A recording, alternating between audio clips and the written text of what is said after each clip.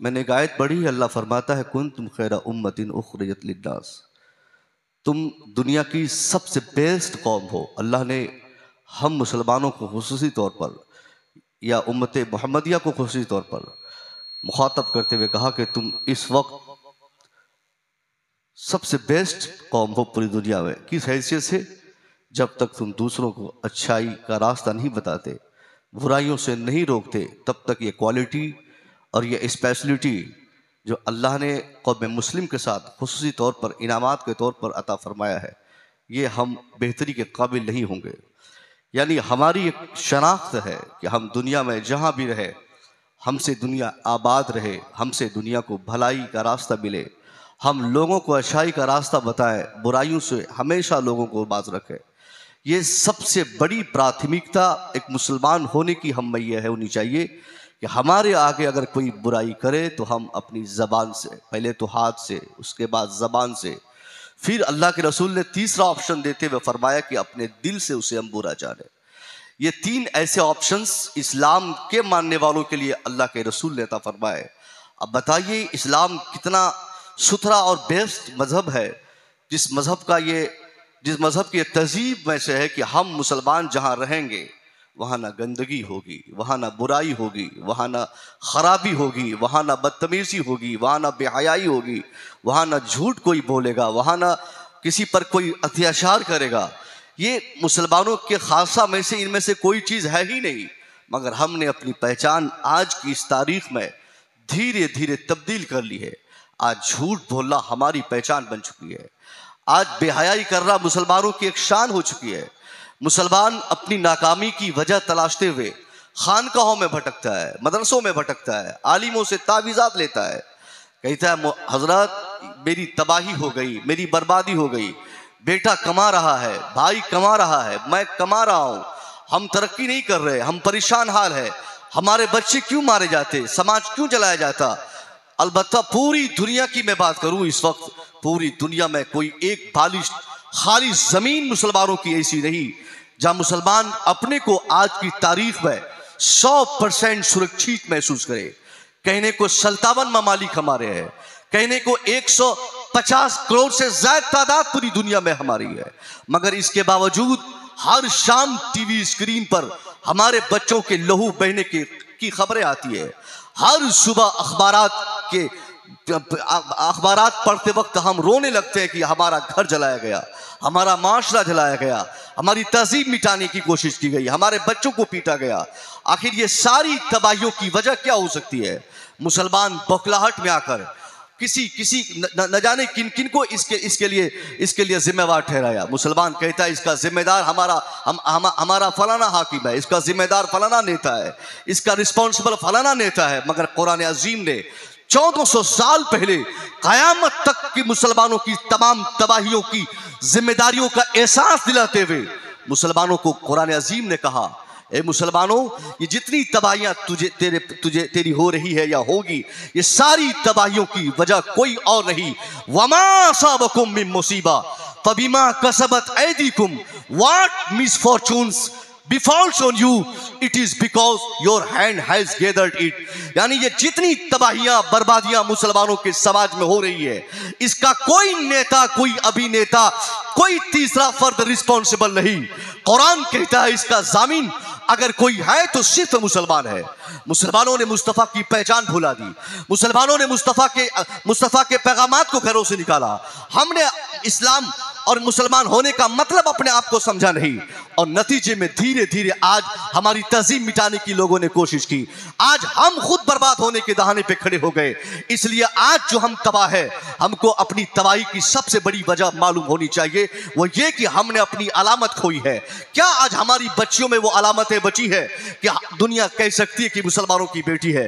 क्या हमारे बच्चों में वो तहजीब, वो सकाफत, वो स्टाइलिश बचे हैं जिसे देखने के बाद हम कह सकते हैं कि मुसलमान का बच्चा है? नहीं साहब, सुबह से शाम तक 1000 मुसलमान बच्चों से आप मुलाकात करें, उनमें से अगर 2-4 को छोड़ दिया जाए तो 99% ऐसे बच्चे आपको मुसलमानों के मिलेंगे जिनके पोशाक से लेकर, जिनकी जबान से लेकर, जिनके किरदार से लेकर, उनकी सारी चीजें चलत फिरत हर एक चीज में आप पाएंगे कि ये इस्लाम से हट चुका है, ये बोलता है इस्लाम के खिलाफ, ये चलता है इस्लाम के खिलाफ, ये सोचता है इस्लाम के खिलाफ, ये दौड़ता है इस्लाम के खिलाफ, ये खाता है इस्लाम के खिलाफ, हमारी शादी इस्लाम के खिलाफ, हमारी बच्चों की जिंदगी इस्लाम के खिलाफ, हमारी जिंदगी इस्लाम के खिलाफ। जब सर से पांव तक जो मुसलमान इस्लाम के कवानीन के खिलाफ अमल पैरा होगा, वो मुसलमान अगर बरकतों की दुआ करेगा तो अल्लाह ऐसे मुसलमान की दुआओं को उसके चेहरे पे मार देगा। दुआओं से नहीं कुछ होता है, किरदार से होता है। बड़ी हम दौड़ भाग हम करते हैं और तावीज़ात लेते हैं। हुजूर पीर साहब क़िबला तशरीफ फरमाए, इनसे पूछिएगा आप, तावीज़ से इंसान को बहुत ज्यादा फर्क नहीं पड़ता। अगर आदमी 100% अपनी तब्दीली चाहता है तो इंसान की तब्दीली का सारा राज़ो रुमूज़ उनके किरदार पर मुनहसर है। एक आदमी किसी मौलवी, हाफिज, कारी, पीर की बारगाह में जाकर तावीज़ ले न ले, वो बाकायदा मुसलमान बन जाए, सर से पांव तक उनको देखने वाला देखकर कह सके कि वाकई ये मुसलमान है। खुदा की कसम, जो इंसान ऐसा रहेगा वो इंसान कोई किसी खान का या किसी मौलवी के पास जाकर तावीज़ ले न ले, अल्लाह की तरफ से 100% रहमतों बरकतों की बारिशें उनके घरों में होंगी। उनको दौड़ने और भागने की जरूरत नहीं पड़ेगी। मगर ये बेचैनी बता रही है हमने इस्लाम का उल्लंघन किया है, हमने कुरान के कवानीन को तोड़ा है, हमने मुस्तफ़ा के फरमान को घरों से निकाला है, हमने मुस्तफ़ा के ज़ाब्ते पर न तो अपनी बेटी को चलाने की तरबियत दी, न तो अपने बेटे को हमने सबक सिखाया। पैसों की फरावानी, अय्याशी में हम उतर गए। ये पैसे और अय्याशी ने हमारी दुनिया और आखिरत की राहों को तब्दील कर दिया। नतीजे में हम आजाद हुए, हमारे बच्चे आजाद हुए, हमारी बेटी आजाद हुई। इस आजादाना माहौल में कोई किसी को समझाने वाला नहीं। अगर कोई मौलाना, कोई हजरत खिताब करते हुए हमारी बच्चों की तहजीब, हमारी सकाफत की बात अगर करे तो 2 दिनों में हम उनको अपनी मस्जिदों से निकाल देंगे। हमारी स्टेज पर अगर कोई खतीब आकर हमारी बच्चों के हया और पर्दे और उनके निकाब और हिजाब पर खिताब करे तो ये हमें बर्दाश्त नहीं। अगर कोई खतीब हमारे स्टेज से खिताब करते हुए हमारे समाज की इस्लाह के लिए अगर सर से पांव तक हमें नंगा करना चाहे तो हम उस खतीब को नंगा करके अपने स्टेज से बाहर कर देंगे। हमें पसंद नहीं कि कोई हमारी तनकीद करे, हमें पसंद नहीं कि कोई हमारी क्रिटिसाइज करे। हाँ साहब, अगर गलती आपने की है तो आपको सुनने की ताकत रखनी पड़ेगी। अगर आपने ऐसा किया है, क्या होता है आपकी शादी में? शादियां आपकी बेटी की, नाचने वाली बाहर की शादी होती है, मुसलमान बेटी की, नाचा जाता है, डांस किया जाता है, डीजे बजाए जाते हैं। ये कौन सी सकाफत है? ये कौन सी तहजीब है? शर्म नहीं आपको कि एक नाचने वाली वो भी बेटी, वो भी किसी की बेटी, एक वो बेटी जो तेरी आपकी बेटी जो डोली पे बैठेगी, वो कैसा बदतमीज और बेहया बाप है जो अपनी बेटी के लिए डोलियां सजा रहा है, दूसरे की बेटियों को डीजे पे डांस करवा रहा है। अगर ऐसी सकाफत आपके माशरे में है तो अल्लाह की तरफ से बरकतों की उम्मीद आपको छोड़ देनी चाहिए। बरकत पे हयाई में नहीं होती। मुस्तफा करीम ने कभी कहा था, जिस माशरे की बच्चों के सर से एक बाल का टुकड़ा अगर किसी दूसरे की निगाहों के लिए जीनत का सामान बन जाए, अल्लाह उस माशरे से बरकतों के सारे रास्ते को उस माशरे के लिए बंद फरमा देता है। वहां बरकत नहीं होती जहां पे हयाई होती, वहां बरकत नहीं आती जहां बदतमीजी होती। हमारी बच्चियों के कपड़े कौन खरीदते हैं? हमारी बच्चों को रास्ते कौन बताते हैं?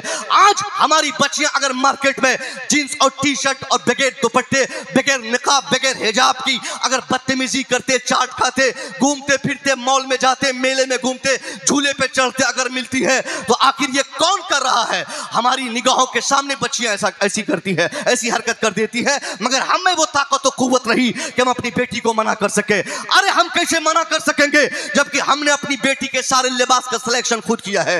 एक माँ अपनी मर्जी से बेटी के कपड़े का इंतखाब करती है। माँ की मौजूदगी में बेटी कपड़ा पहनेगी, बाप की मौजूदगी में बेटी कपड़ा पहनेगी, भाई की मौजूदगी में बेटियां बदतमीजी करेंगी, बहनें बदतमीजी करेंगी। मैं पूछना चाहता हूं, यही एक तरबियत की कमी है। हम आजाद हुए, हमने अपनी बच्चियों को आजादी का माहौल दे दिया, नतीजे में जैसी फिक्र हमारी थी वैसा ही दर्स और वही सबक हमारी बच्चियों को मिला और हमारी बच्चियां सबक पाकर आगे बढ़ती चली गई। और ये फिक्र उनके दिमाग में आ गई कि इस्लाम कुछ नहीं, कुरान कुछ नहीं, कानूनी इस्लाम कुछ नहीं, हम आजाद है, हमारा ख्याल आजाद है, हम जहां चाहे जाए, हम जो चाहे करें, हम जो चाहे बोले, हम जो चाहे पहने। नतीजे में आज क्या निकला, एक दिन बदलते बदलते ऐसी हालत आज हमारी हो चुकी है कि हमारी बच्चियां मर्जी की शादी करती है। जहां मर्जी उनकी शादी हो वो अपने से इंतखाब करेगी, अब्बा मैं इनसे शादी करूंगी। अगर बाप नहीं कराया तो बेटी खुद भागेगी। अब बेटी भागने वाले जिसके साथ भागती है, न मजहब देखती, न बिरादरी देखती, न जात पात देखती, न ऊपर देखती, न नशीब फराज देखती, न नीचे देखती, कुछ देखे बगैर चूंकि आजादी का भूत हमने अपनी बेटियों के दिमाग में बिठा दिया है। जिससे चाहे बात करे, जिसको चाहे फ्रेंडशिप में जोड़े, जिसे चाहे व्हाट्सएप करे, जिससे चाहे चैटिंग करे, कोई मना करने वाला नहीं। हमें तो साहब यहां तक की खबर सुनने को मिली है कि मां की मौजूदगी में 12 बजे रात तक एक बेटी बिंदास होकर एक बेड पर मां सोई है, उसी बेड पर जवान बेटी सोई है। तकिया एक, बेडशीट एक, बेड एक ही बिस्तर पे मां और बेटी सोई है।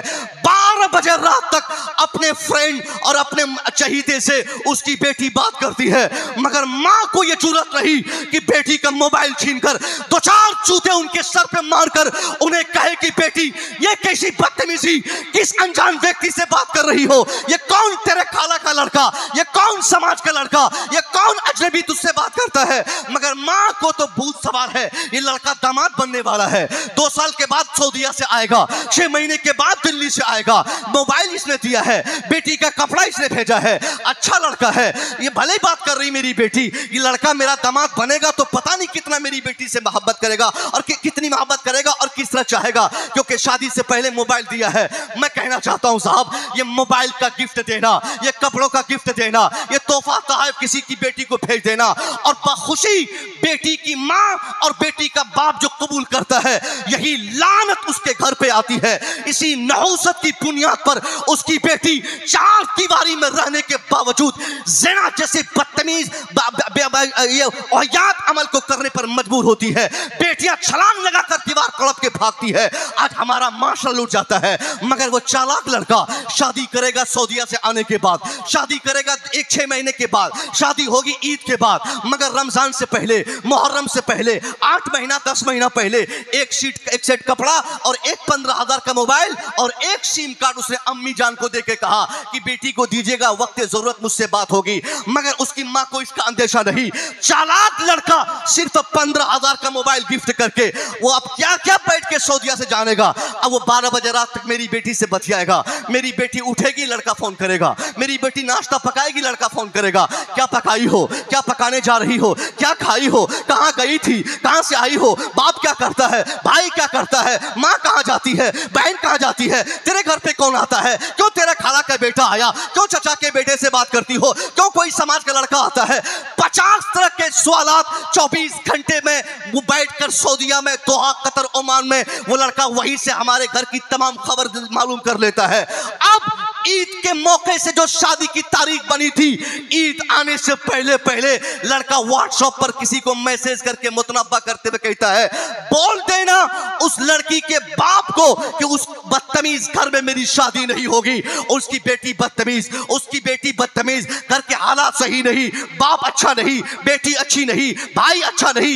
यानी मैं कहना चाहता हूं, जो रिश्ता करीब से करीब तर था कि अब वो रिश्ता अमल में आता, वो एक साथ दोनों मिल जाते, मगर एक मोबाइल लेने की बुनियाद पर, बखुशी मोबाइल का गिफ्ट कबूल करने की बुनियाद पर, मां और बाप की ढिलाई की बुनियाद पर एक अच्छा खासा रिश्ता टूट गया। हमारे घर की इज्जत तबाह हो गई, हमारे घर की इज्जत को लोगों ने जाना, तार तार हो गई इज्जत। अब शादी कैंसिल हुई। मैं पूछता हूं, कौन जिम्मेदार है इस हालत के, कौन जिम्मेदार है? वो मां जिम्मेदार है जिसकी निगरानी में एक बेटी परवरिश पाती है, वो बाप जामिन है जिसकी निगरानी में एक बेटी बड़ी होती है। मगर हमने ऐसा कभी नहीं किया।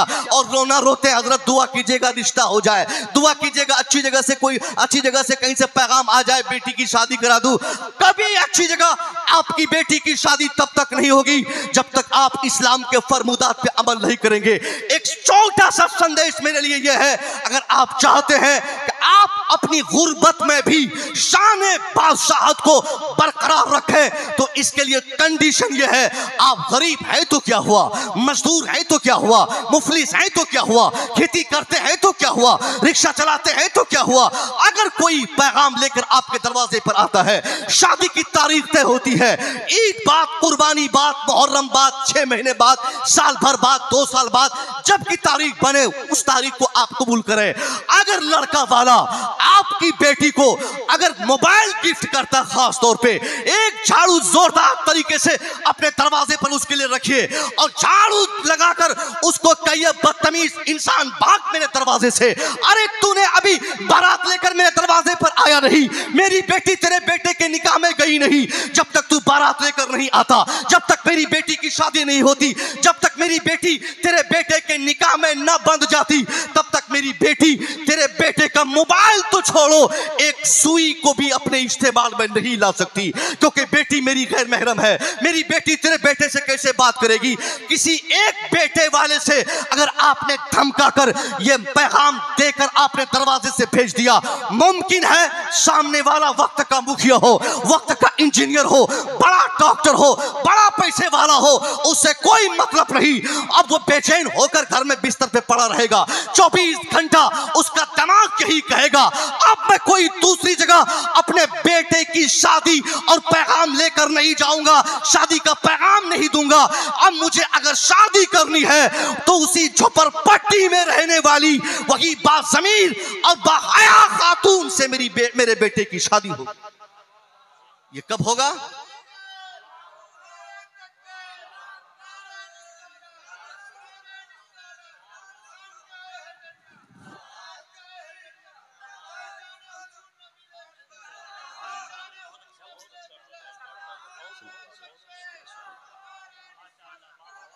मगर हमने कभी इसको सोचा तक नहीं कि जिन बच्चों को आज हमने ढील दिया है, जिन बच्चों को आज हमने आज़ादी दी है, ट्यूशन के नाम पे, ट्यूटर के नाम पे, कॉलेज के नाम पे, तालीम के नाम पे, हमारे ग़ैबाने में ये ताज्जुब की बात है साहब, ये कैसे हमारी अक्ल फैसला कर गई कि बेटी अभी मैट्रिकुलेशन एग्जाम पास आउट नहीं की है, उसके हाथ में 25,000 का एंड्रॉयड मोबाइल हम थमाते हैं।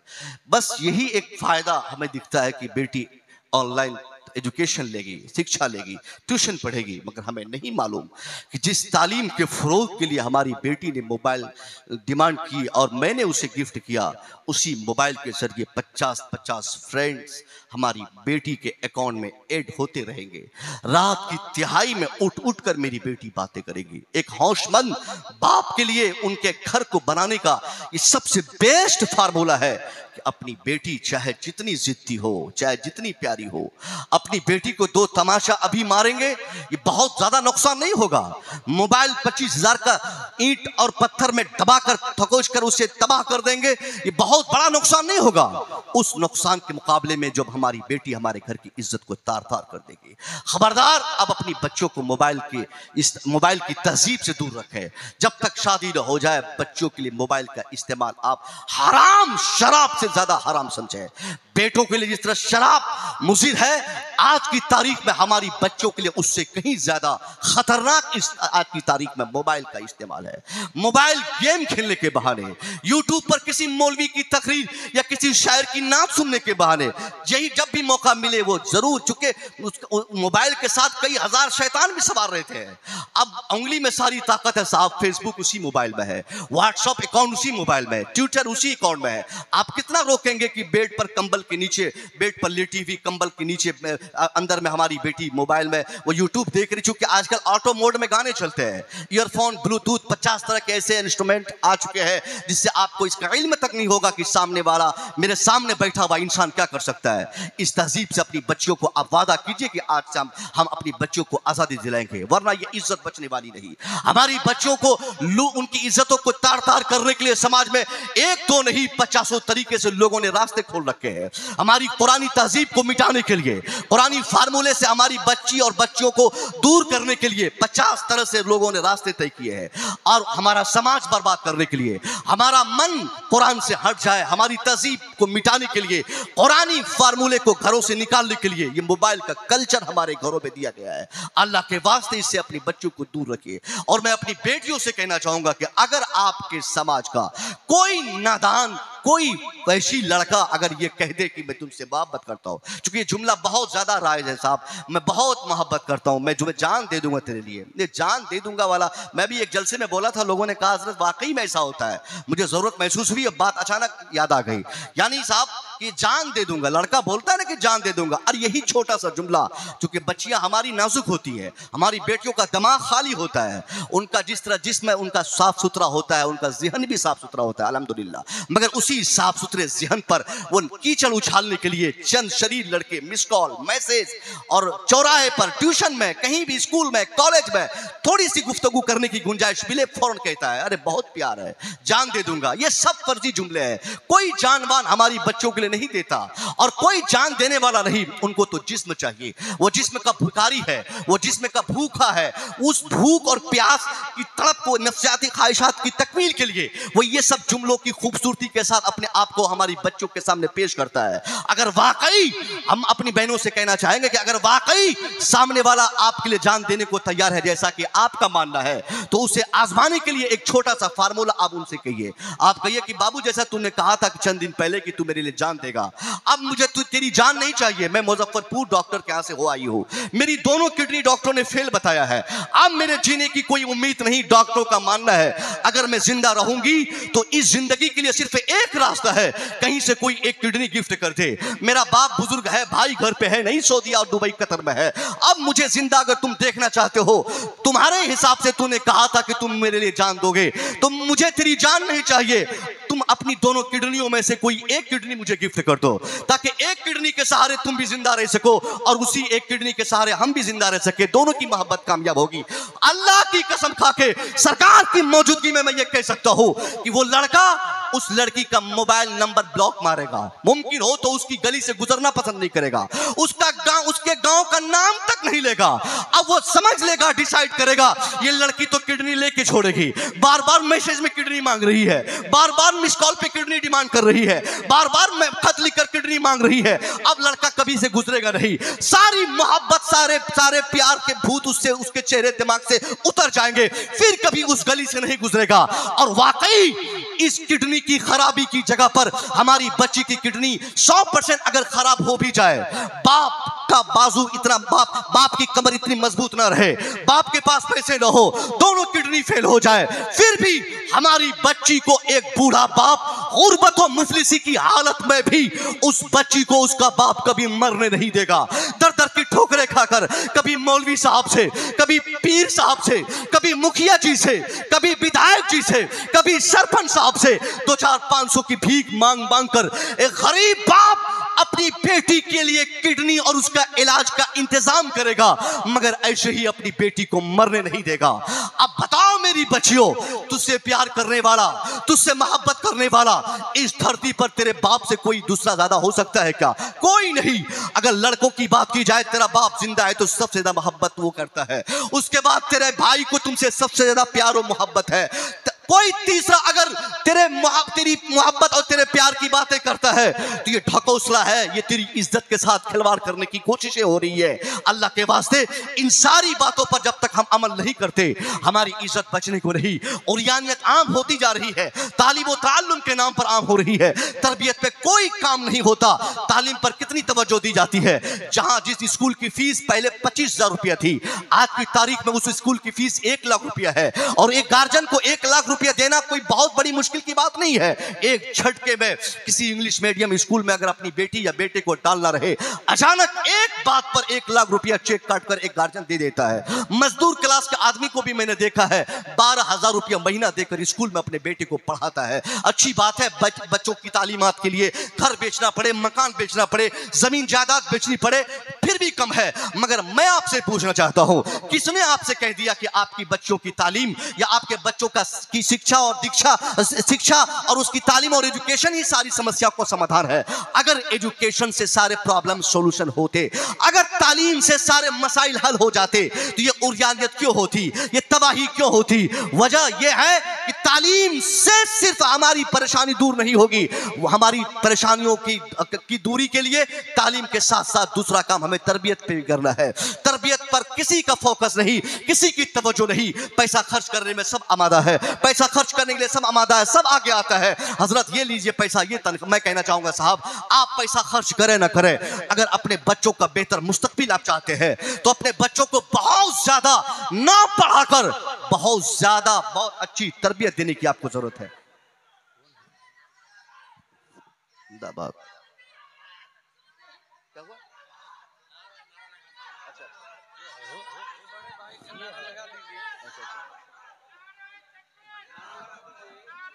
नारे तकबीर, नारे तकबीर, नारे रिसालत, उलमाए अहले सुन्नत, खानकाहे हैदरिया, फैज़ाने नबीले मिल्लत कॉन्फ्रेंस।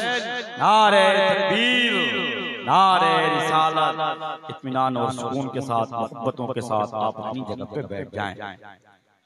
देखिए, जिस खतीब की बात मैंने की थी और मैंने कहा था कि जो ख़ुद मेरे फेवरेट खतीब हैं अल्हम्दुलिल्लाह, और ऐसे ज़माने से हज़रत खिताब फरमा रहे हैं जब मैं ज़ेर तालीम था और अशरफिया हज़रत का जाना होता था तो बड़ी इज़्ज़तें मैं अपने एतबार से किया करता था, इस हैसियत से कि ये खतीब हैं, अच्छे खतीब हैं। और इस वक्त अगर मुझे इनकी असरियत के छींटे अगर हमें मिले हैं तो ये हमारे बुज़ुर्गों का करम है।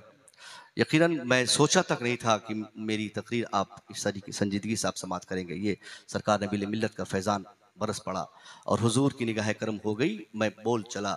और आखिरी बात, चूँकि एक खतीब जब आ जाए तो दूसरे खतीब के लिए वार्निंग होती है कि साहब अब तुम नतीजा पर आओ वरना फिर बैठा दिए जाओगे, चूँकि बात बहुत ज़्यादा हो गई।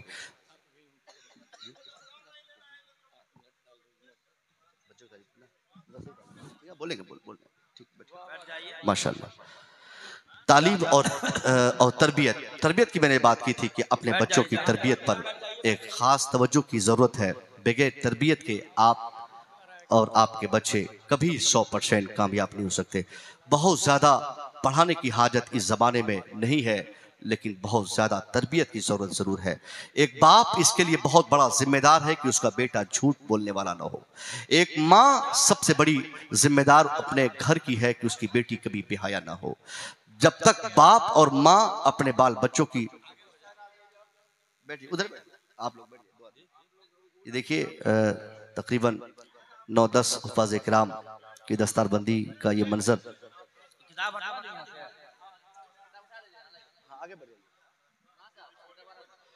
ये बहुत बड़ी बात है। यकीनन कमेटी के लोग और इस मदरसे से जुड़े हुए तमाम अफराद काबिल मुबारकबाद है। अगर ये बच्चे हाफिज़ कुरान हुए हैं तो इसके पीछे सिर्फ इनकी मेहनत नहीं है, बल्कि इनको हाफिज़ कुरान बनाने में कमेटी के एक एक फ़र्द और गांव समाज इलाके के एक एक मुस्लिम भाई का सपोर्ट इसके साथ है। यकीनन इसका बेस्ट बेनिफिट अल्लाह मैदान महशर में आपको देगा। ये हुफ़ाज़ कराम जिन्होंने 30 पारे कुरान अपने सीनों में महफूज किए हैं, और ये कुरान पाक की हिफ्ज़ करने की बरकत होगी कि जहाँ जहाँ अल्लाह इन्हें महल्लात अता फरमाएगा, जो गिफ्ट अल्लाह मरने के बाद इन्हें अता फरमाएगा। यकीनन ये हुफ़ाज़ कराम कल मैदान महशर में अपने रब के सामने कहेंगे कि अल्लाह, मैं जो तेरे कुरान को अपने सीरों में महफूज किया, जिसके नतीजे में तुम मुझे ये महल्ला दे रहे हो, ये मकान दे रहे हो, ए अल्लाह तुम मुझे मेरे लिए ये इनामात तूने बख्शी है, तो इन इनामात में सिर्फ मेरा हिस्सा नहीं बल्कि मैंने जिस मदरसे का खाया, जिस मदरसे में मेरी तालीम हुई, जिस मदरसे के लोगों ने मेरी तालीम और तरबियत पर तवज्जो दी, उन सारे लोग इसके लिए बराबर के हिस्सेदार हैं। सबको मेरे साथ रखा जाए।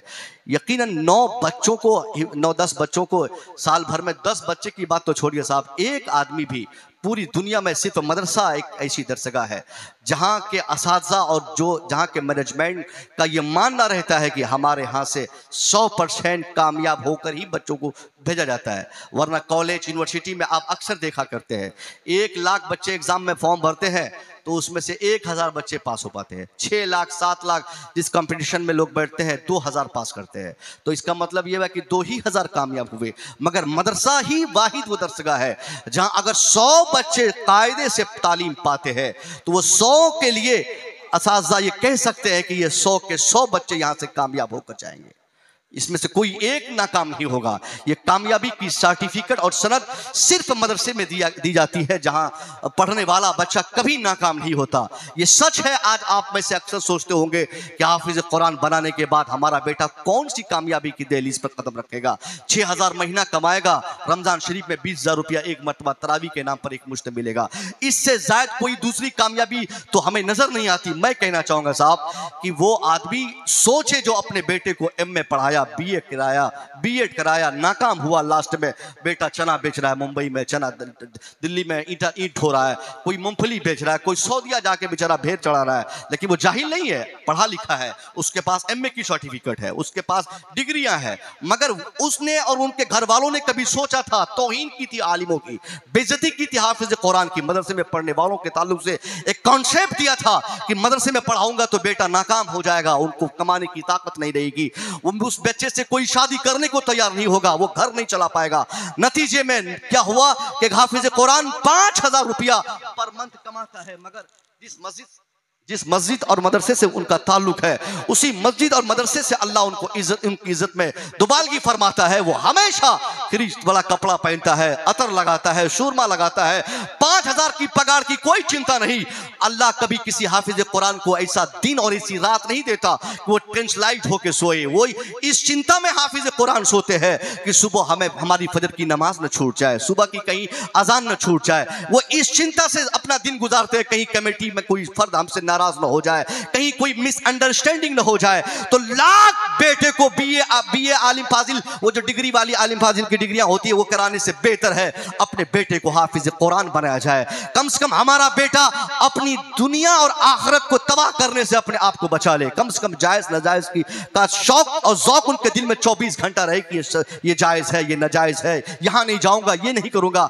तो ये जिस दरसगाह में ये तरबियत दी जाती है, उसी दरसगाह का नाम मदरसा है, उसी दरसगाह का नाम ज़ियाउल उलूम है। ज़ियाउल उलूम में जो बच्चा कायदे से 2 साल तालीम पाएगा, मैं कह सकता हूं हमारा बेटा 5 साल इंजीनियरिंग करता है मगर बर्बाद हो जाता है, डॉक्टर बनता है बर्बाद हो जाता है, तबाह हो जाता है, चोरी की लत लग जाती है।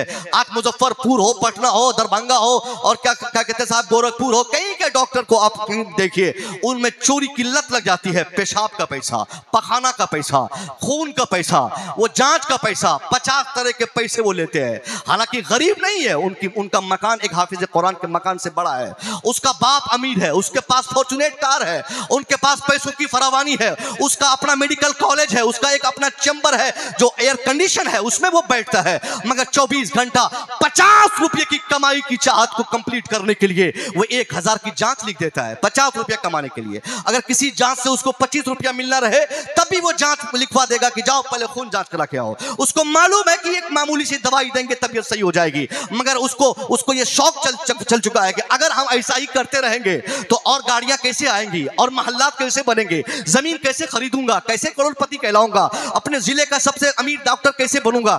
इसलिए गरीबों का खून चूसता है MBBS डॉक्टर। सब लोग ऐसे नहीं होते, मगर अक्सरियत की मैं बात कर रहा हूं। मैं पूछना चाहता हूं, MBBS की भारी भरकम डिग्री लेने वाला आज चोरी की लत लग जाती, झूठ बोलते थकता नहीं। डॉक्टर इंजीनियर बनने वाला झूठ बोलते थकता नहीं। मगर ये हाफिज कुरान, इनकी तनख्वाह ज्यादा नहीं है, मगर कौम की खिदमत का जज्बा तो देखिए। ये न दिन देखते हैं न रात देखते हैं। रात के 12 बजे आप अपनी मस्जिद के इमाम मिसबाही साहब को फोन कीजिए कि हजरत मेरे बच्चे की तबीयत खराब है। मैं दावे से कह सकता हूं रात के 12 बजे ठीक उसी टाइम पे अपने बगल के किसी झोला छाप डॉक्टर को आप फोन लगाइए कि बेटा मेरा बेचैन है, जल्दी से आइए। दोनों एक ही टाइम पे फोन रिसीव करेंगे। एक आपको ये कहते हुए फोन काट देंगे कि अभी मुझे बहुत तेज नींद आ रही है, तुम मेरे घर पे आओ, एक दवाई टेबलेट देंगे, ले जाना खिलाना और सही होगा, फिर उसके बाद मैं सुबह देख लूंगा। मगर हाफिज कुरान को अगर आपने फोन किया, अपने इमाम को आपने फोन किया, रात के अंधेरे में भी फोन रिसीव करके, फोन रखकर, टोपी उठाकर, जूता हो न हो, चप्पल हो न हो, वो सेक्रेटरी साहब के घर की तरफ भागेगा, वो खजांची का घर देखेगा, वो गांव के उस साहब का घर तलाशेगा जिसका बेटा बेचैन है, जिसके घर से फोन आया है। नहीं दवाई है इनके पास तो क्या हुआ? अल्लाह ने जो कुरान पढ़ने की कुव्वत इन्हें दी है, जो हाफिज कुरान ये बने हैं, वही कुरान पाक की आयतें पढ़ के, पानी में दम करके हमारे बच्चे को शांत करने की अपनी पूरी कोशिश करेंगे। ये बहुत बड़ी कोशिश है और कोई मुआवजा नहीं, कोई पैसा नहीं, मुफ्त में एक टेबलेट कोई डॉक्टर नहीं देता, मगर मुफ्त में हमारी खिदमत के लिए ये 24 घंटे उलमा तैयार रहते हैं, 24 घंटे हमारे उलमा तैयार रहते हैं। मगर हमारे कुछ लोगों को हमारे उलमा की तरक्की ही पसंद नहीं है। अगर बिल इत्तफाक किसी आलिम को अल्लाह गाड़ी दे दे, मोबाइल दे दे, अभी एक साहब मुझसे कह रहे थे कि 70,000 का मोबाइल आप कैसे ले लिए, फिर थोड़ी देर बाद कह रहा क्यों ले लिए। हम कह रहे साहब मैं मौलाना हूं, मैं कौम का खादिम हूं, और जो खादिम होता है वही कौम का लीडर भी होता है, वही कौम का रहबर होता है। तुम अंगूठा छाप चोरी चपाटी करते, झूठ बोलते, मेंबर में जीत लिए और कहां योजना का पैसा खाकर तुमने 25,000 का मोबाइल जब तुम खरीद सकते हो, तो मैं तो कौम का खादिम और लीडर हूं, मेरे पास 70,000 नहीं, दुनिया का सबसे कीमती मोबाइल आलिमों के पास होना चाहिए, उनके पास सबसे कीमती गाड़ी होनी चाहिए, ताकि हमारे इमाम, हमारे खतीब, हमारे आलिम, हमारे हाफिज जिस रास्ते से गुजर जाए, देखने वाला देख के तड़प जाए और यह शौक पैदा करे कि बेकार में अपने बेटे को डॉक्टर बनाया, बेकार का मैंने अपने बेटे को इंजीनियर बनाया, फालतू का मेरा बेटा प्रोफेसर बनने की कोशिश कर रहा है। काश वक्त रहते मैं भी अपने बेटे को हाफिज कुरान या आलिम दीन बनाता, तो यही मुसव्विर की तरह मेरा बेटा भी 5 लाख का मोबाइल और 30 लाख की गाड़ी भी इस्तेमाल करता। ये आप करेंगे तब ना, एक आलिम की आप इज्जत करेंगे, उसको देखकर 50 लोगों को तरकीब मिलेगी, 50 लोग दौड़ेंगे, अपने बच्चों को मदरसे में भेजेंगे, मदरसे किससे जोड़ेंगे। वैसे 4.5% बच्चे पूरे हिंदुस्तान में इस वक्त, बस मैं 2 मिनट में 4.5% बच्चे मदरसों से जुड़े हुए हैं। बाकी हमारे रुझानात बता रहे हैं कि हमारी तरजीहात में से है कि हमारा बेटा इंजीनियर, डॉक्टर, प्रोफेसर बने। मैं कहना चाहता हूँ साहब, इसके लिए आपको कोई नहीं रोकेगा कि अपने बेटे को डॉक्टर न बनाए। पहले हाफिज कुरान बना दें, आलिम दीन बना दे, उसके बाद कॉलेज में फिर अपने बेटे को डालें, ताकि आपका बेटा जिस मस्जिद का इमाम बने, उसी के बगल में किसी कॉलेज का वो प्रोफेसर भी रहे। जब एक इमाम प्रोफेसर भी हो और वो मस्जिद का इमाम भी हो, फिर वो किसी सिक्योरिटी को खातिर में नहीं लाएगा, फिर वो किसी खजांची की धमकी बर्दाश्त नहीं करेगा, क्योंकि उनको तो 5,000 की तनख्वाह चाहिए नहीं, वो तो मुफ्त में अजान देता है, वो तो मुफ्त में जब नमाज पढ़ाएगा, उनको मुलाजमत की चिंता नहीं होगी। फिर कोई शराबी गांव में टिकने की कोशिश नहीं करेगा। 100% तबलीग तब होगी जब हमारे उलमा जब खुद ऐसे मकाम पर फाइज रहेंगे, उनको रोजी रोटी की चिंता नहीं होगी, तो वह बिंदास खिदमत करेंगे। मैं उम्मीद करूंगा कि यह मुख्तसर तरीन गुफ्तगू से अल्लाह हमें यह सबक दे कि हम और आप इन ज़रूरतों को समझें, अपने उलमा की इज्जत करें, अपने बच्चों को मदरसे से जोड़ें, और मदरसे से जोड़ने के बाद फिर मदरसे से निकलने के बाद हम अपने बच्चों की इस कामयाबी को काफ़ी न समझें, इसके पीछे और मेहनत करें, इनको कॉलेजेस भेजें, यूनिवर्सिटीज़ भेजें, असली तालीमात ले, ताकि हमारा बेटा दीनी और असली दोनों तालीमात और दोनों इदारों से तालीम पाने के बाद वो 100% दुनिया और आखिरत के लिए कामयाब हो जाए। सरकार का करम हो गया, सैयदी सरकार तशरीफ़ फरमा है। मैं आखिरी बात, अक्सर जलसों में जहाँ कोई सैयदी बैठे तशरीफ़ फरमा होते, मैं लोगों से कहता हूँ कि हर जलसे में लाजमी तौर पर औलाद रसूल की मौजूदगी होनी चाहिए। रूहानी एतबार से जब कोई किसी सैयदजादे मौजूद रहते हैं ना, वो महफिल मकबूल हो जाया करती है, वहाँ रूहानियत का गलबा होता है, वहाँ शैतान नहीं आ सकता। जहाँ अली का कोई शहजादा तशरीफ़ फरमा होता है, वहाँ शैतान उस पर झांक भी नहीं सकता है। सरकार का करम सीवान से पूरे हिंदुस्तान में, सीवान में बैठकर करम फरमाते हैं। हजारों दीवाने, हजारों चाहने वाले, मैंने बहुत पीर देखे, बहुत ज्यादा पीर देखे जिनको पढ़ना नहीं आता, उर्दू नहीं आती पढ़ना, और वो भी पाजामा से कभी कभी बाहर हो जाता, बड़े बड़े आलिमों की इज्जत नहीं कर पाता। मगर खुदा की कसम, ये सैयदी किबला, इतने सैयदजादे, एक आलिम होना तो अलग बात है, डॉक्टर होना अलग बात है, इनका डीएनए कोई आम डीएनए नहीं। इनका डीएनए जब आप टेस्ट करेंगे तो सरकार मौला अली के डीएनए से इनका डीएनए मैच करता है, इनका डीएनए मुस्तफा करीम के डीएनए से मैच करता है।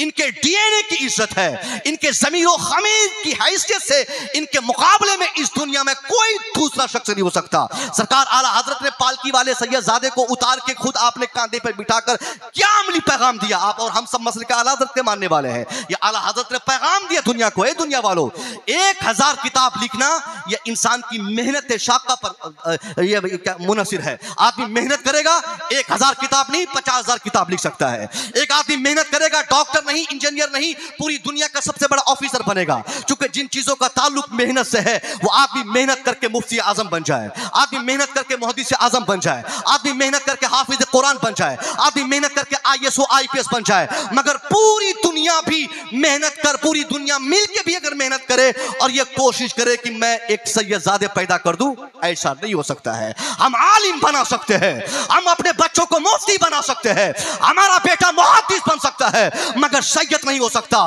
सैयद वही होंगे जिस पर अल्लाह का खुसूसी एहसान और करम होगा। इसलिए सरकार आला हजरत ने बता दिया कि एक आदमी मुबारक तब होता है जब उनके हाथ में 1000 किताब की तसनीफात के इनामात के साथ साथ सैयदजादे का एहतराम भी उनके हाथ में रहे। कोई पीर पीर हो ही नहीं सकता जिससे कोई औलाद रसूल नाराज हो जाए। मैं दुआ करूंगा मौला तबारक व तआला हमको आपको कभी कभी ये सब रास्ते पर चलने की तौफीक न दे जहाँ से किसी औलाद रसूल को हमारी ज़ात से कभी नाराज़गी हो। हम कोशिश करें अपनी मेहनत से, मोहब्बत से हमेशा औलाद रसूल को खुश रखें और इनकी मुस्कुराहट में ही अल्लाह की मुकम्मल जन्नत रखी हुई है। अस्तगफिरुल्लाह रब्बी मिन कुल्लि ज़ंबि व अतूबु इलैह। अस्सलामु अलैकुम।